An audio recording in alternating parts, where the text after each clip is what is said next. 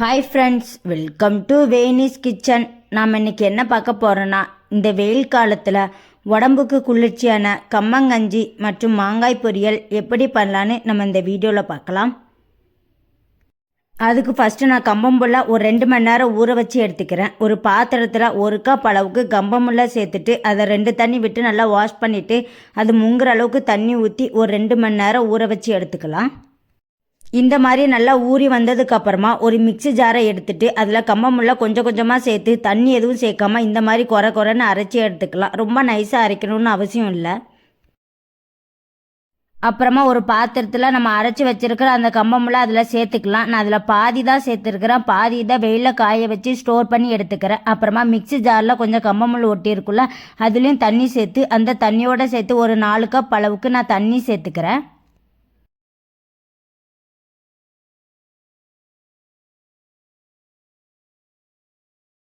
தண்ணி சேர்த்து கட்டி எதுவும் இல்லாத அளவுக்கு நல்லா கரைச்சி எடுத்துக்கோங்க.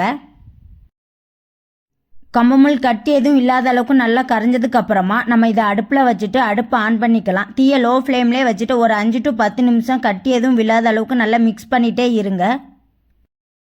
அப்புறமா தேவையான அளவுக்கு கொஞ்சமாக உப்பு சேர்த்து நல்லா மிக்ஸ் பண்ணிக்கிறேன்.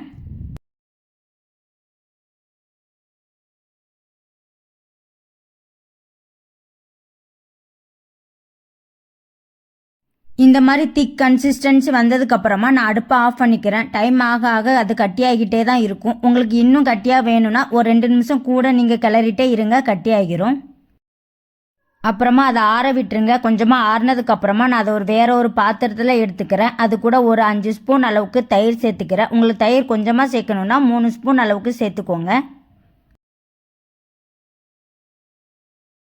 இந்த தயிர் கம்பங்கஞ்சி கூட நல்லா மிக்ஸ் ஆகுற மாதிரி நல்லா மிக்ஸ் பண்ணிக்கோங்க.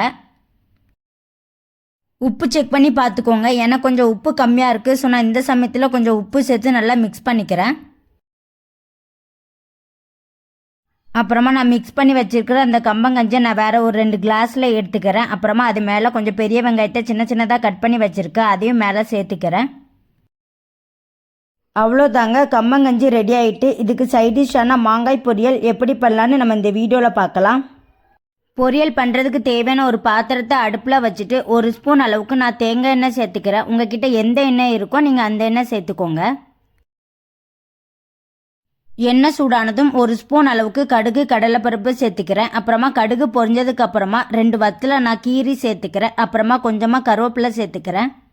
அப்புறமா அது கூட ஒரு சின்ன சைஸ் மாங்காவை நல்லா வாஷ் பண்ணி சின்ன சின்னதாக கட் பண்ணி வச்சுருக்கேன், அதையும் சேர்த்துக்கலாம்.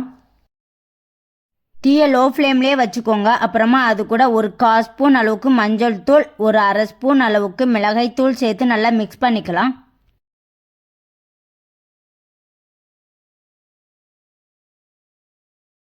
அப்புறமா தேவையான அளவுக்கு கொஞ்சமாக உப்பு சேர்த்து நல்லா மிக்ஸ் பண்ணிக்கிறேன். தீயை லோ ஃப்ளேமில் வச்சுட்டு ஒரு நிமிஷம் நல்லா மிக்ஸ் பண்ணால் போதும். மாங்காய் நல்லா வெந்து வந்துடும். இந்த மாதிரி மாங்காய் நல்லா சுருங்கி வந்ததுக்கப்புறமா அடுப்பை ஆஃப் பண்ணிடலாம். அவ்வளோதாங்க, மாங்காய் பொரியல் ரெடி ஆகிட்டு. கம்மங்கஞ்சி மாங்காய் பொரியல் ரெண்டுமே ரெடி ஆகிட்டு. இதே மாதிரி நீங்களும் உங்கள் வீட்டில் ட்ரை பண்ணி பாருங்கள். இந்த வெயில் காலத்துக்கு இந்த மாதிரி நீங்கள் செஞ்சு சாப்பிட்டீங்கன்னா உடம்புக்கும் ரொம்பவே ஹெல்த்திங்க, உடம்பும் ரொம்ப குளிர்ச்சியாக இருக்கும். இந்த மாங்காய் பொரியலை நீங்கள் சாதத்துக்கு கூட வச்சு சாப்பிட்லாங்க, அவ்வளோ டேஸ்ட்டாக இருந்துச்சு. உங்களுக்கு இந்த வீடியோ பிடிச்சிருந்தா லைக் பண்ணுங்கள், கமெண்ட் பண்ணுங்கள், வேனிஸ் கிச்சன் சேனலை சப்ஸ்கிரைப் பண்ணிக்கோங்க.